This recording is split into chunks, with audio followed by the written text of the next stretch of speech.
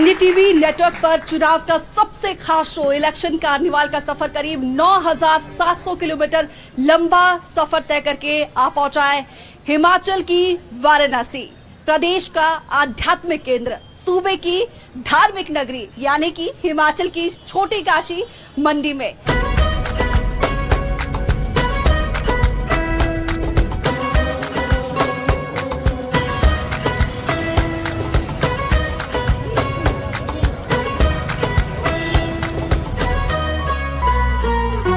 तो मंडी देश की सबसे हॉट सीट में से एक है, सबकी निगाहें टिकी हुई है और देश की दूसरी सबसे बड़ी पार्लियामेंट्री सीट है। 12 जिले प्रदेश में है और 6 जिले इसी सीट में आते हैं। डाइवर्सिटी बहुत ज्यादा है और लोगों को साधने की पुरजोर कोशिश की जा रही है दोनों ही पार्टी की तरफ से।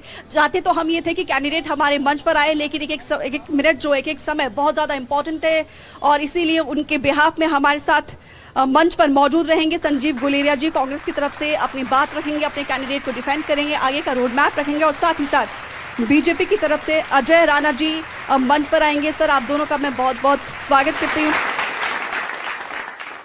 तो दोनों ही मेहमान हमारे मंच पर मौजूद है, उनसे धारदार सवाल होंगे, लेकिन उससे पहले जनता के मन में क्या है ये टटोलने की कोशिश करते हैं, मुद्दे क्या है ये भी जानने की कोशिश करते हैं।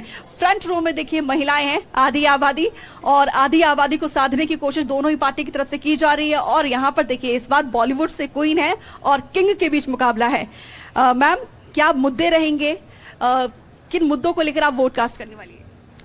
सबसे बड़ी बात तो ये है कि जो हमारा कैंडिडेट है कंगना रनौत, वो बहुत ही सक्षम महिला है और हिमाचल प्रदेश को सक्षम महिलाओं की जरूरत है। इसमें कोई शक की राय नहीं है, कोई इसमें दो राय नहीं है। लेकिन मैम ये बताइए, दोनों ही पार्टी जो है कह रही है कि लखपति महिलाओं को बनाया जाएगा, किस पार्टी पर आप भरोसा करेंगे? मैम, वैसे तो definitely I will go with BJP, but क्योंकि बीजेपी इस बार एक महिला कैंडिडेट को आगे कर रही है तो डेफिनेटली एक महिला होने के नाते ओके, मुझे मिल गया जवाब और यहाँ पर जानने की कोशिश करते हैं। सर बताइए जरा, आपके मुद्दे क्या रहेंगे? हमारा तो ये है कि सबसे पहले कि जितने वोटर हैं मैक्सिमम वोटिंग हो, जितनी ज़्यादा वोटिंग होगी लोगों का विचार सामने आएगा। ये बहुत जरूरी बात बोली क्योंकि वोटिंग का परसेंटेज लगातार गिरता जा रहा है और इस बार अपील एक बार फिर से एनडीटीवी करता है कि इस बार बम्पर वोटिंग हो। सर, आपके पास आते हुए किस तरीके से भारतीय जनता पार्टी से ये पूछना चाहता हूँ कि बेरोजगारों के लिए इनका क्या प्लान है? सर, आप इस बैनर के जरिए क्या संदेश देने की कोशिश कर रहे हैं? मैडम, इसमें लिखा है संविधान बचाओ और देश बचाओ। पिछली सरकार जब भारतीय जनता पार्टी की थी तो 17 विधानसभा क्षेत्र आते हैं इस पार्लियामेंट्री हलके में, लेकिन एक भी किसी शेड्यूल कास्ट को मिनिस्टर नहीं बनाया। ठीक है, ये सवाल मैं पूछूंगी। बिल्कुल, यहाँ पे देखिए सवालों की बौछार जनता की तरफ से की जा रही है, तो दोनों ही मेहमान तैयार है। चलिए मंच पर चलते हैं, एक के बाद एक धारदार सवाल यहाँ पर दागे जाएंगे और इसी बीच अगर कोई और सवाल भी होगा तो जरूर हम यहाँ पे सामने रखेंगे। सीधा इंटरेक्शन यहाँ पे जनता के साथ और प्रतिनिधि के साथ होगा। सर, संजीव जी, सबसे पहले आपके पास आते हुए किन मुद्दों को लेकर आप जनता के बीच जाएंगे और ऐसी क्या उपलब्धि है कि जनता आपके ऊपर भरोसा करे? सबसे पहले एनडीटीवी को मेरा नमस्कार। जहां तक मंडी लोकसभा क्षेत्र के मुद्दों की बात है तो देखिए हिमाचल प्रदेश है, यहाँ पे चुनाव मुद्दों पे लड़ा जाता है।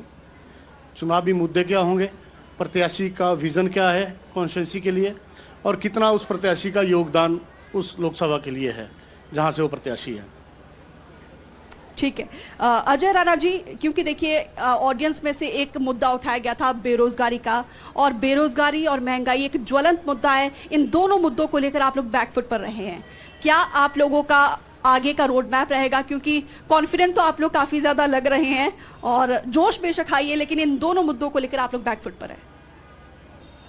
मुझे लगता है जो आपने रोजगार की बात की है, हम संगठित क्षेत्र की बात करें या ऑर्गेनाइज सेक्टर हो या अनऑर्गेनाइज सेक्टर हो, उन दोनों को मिला के हम बात करें तो आर्थिक क्षेत्र में जितनी हमारी उपलब्धियां हैं, जो जीडीपी हमारी ग्रोथ है, उस हिसाब से आप सरकार जनता कलेक्ट करती है और जनता के जितने भी कल्याणकारी काम है उनसे करते हैं। जब कल्याणकारी काम हम करते हैं तो उसमें रोजगार बढ़ता है। कैंडिडेट को लेकर ही मेरा अगला सवाल सर आपसे रहेगा, क्योंकि यहाँ पर देखिए कंगना को चुनावी मैदान में उतारने के बाद पैराशूट लैंडिंग इसे कहा जा रहा है और कैडर बेस में काफी नाराजगी है। उन असंतुष्टों को कैसे आप लोग संतुष्ट करेंगे सर? मुझे लगता है कि बीजेपी ने विभिन्न क्षेत्रों में कुछ चाहे पद्मश्री कलाकार ये रही हैं, उसको हमारी हाईकमान ने चुना है तो बहुत सोच विचार के उन्होंने चुना होगा। उन्होंने चुना है और कैडर में कोई नाराजगी नहीं है, कैडर लगातार काम कर रहा है। मुझे नहीं लगता कोई नाराजगी कैडर में मुझे दिखी। जी, काउंटर करना चाह रहे हैं। देखिए, मुझे जैसे भारतीय जनता पार्टी को कार्डर बेस्ड पार्टी कहा जाता है, मेरे बड़े भाई अजय राणा जी भी हैं, ये भी कार्डर से ही हैं। बड़े संघर्षशील जीवन इन्होंने जिया है और हर मर्तबा ये लोकसभा प्रत्याशी के रूप में कैंडिडेट होते हैं। हमारी कांग्रेस पार्टी तो मास बेस्ड पार्टी है, लेकिन आज इन्होंने कार्डर को तोड़ते हुए एक पैराशूट उम्मीदवार उतारा है। मेरा ये मानना है माननीय कंगना जी से कि राजनीति समाज सेवा करने के बाद राजनीति में आया जाता है। पहली प्रत्याशी ऐसी होंगी जो राजनीति में आने के बाद MP बनाओ, फिर उसके बाद समाज सेवा करूंगी।